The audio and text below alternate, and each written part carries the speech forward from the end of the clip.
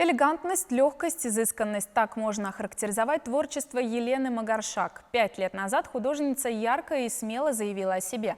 Оригинальный почерк сразу привлек внимание публики. Чем так притягивают ее картины, расскажем далее. Этого события ждали. Многочисленные гости были в предвкушении. Чем удивит художница на этот раз? Первое знакомство с самобытным автором состоялось 2 года назад. Тогда в стенах Чувашского художественного музея была организована ее первая выставка из 88 произведений. Кстати, ни одно из них не перекочевало в нынешнюю экспозицию. Сегодня вниманию зрителей предложено 70 работ, созданных за последние 2 года. Искусствоведы отмечают, Елена мастерски владеет пастелью. Этот вид графики требует особого подхода. Техника – это уникальна, она особенная. Это одновременно это и графика, это и живопись. Графика в силу того, что мы работаем сухим материалом, практически как карандашиком. Но при всем при том, основное выражение средства передачи вот всего этого – это цвет, а цвет – это живопись. И художнице есть что сказать тонкими мазками, плавными полутонами и выразительными образами. Есть такое выражение «композитор». Оно относится не только к музыкальному творчеству, но и к изобразительному искусству. Находить интересные композиции в простых вещах предельно сложно. Так вот, на мой взгляд, Елена Владимировна как раз есть прекрасный композитор. Все работы, признается автор, навеяны жизнью.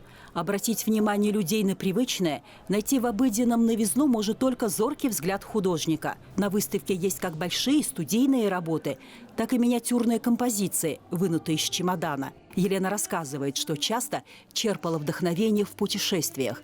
На пастелях Амстердам и Рим, Карловы Вары и Прага. Она с удовольствием воспевает в красках и красоту родных мест. Зрители могут увидеть знакомые чебоксарские пейзажи и посмотреть на них совершенно другого ракурса.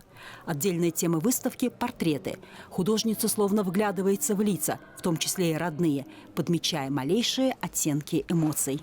Это было мне лет 8 тогда было. На меня похоже сейчас. Как-то так я выглядел тогда. Художница – член Национального союза пастелистов России, Евразийского художественного союза.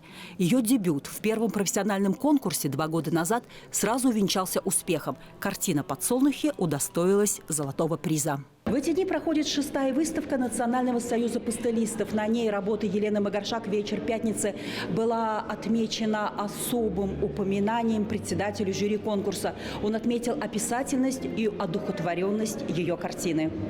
Лидия Галактионова, Игорь Ульянов, Вести, Чуваши.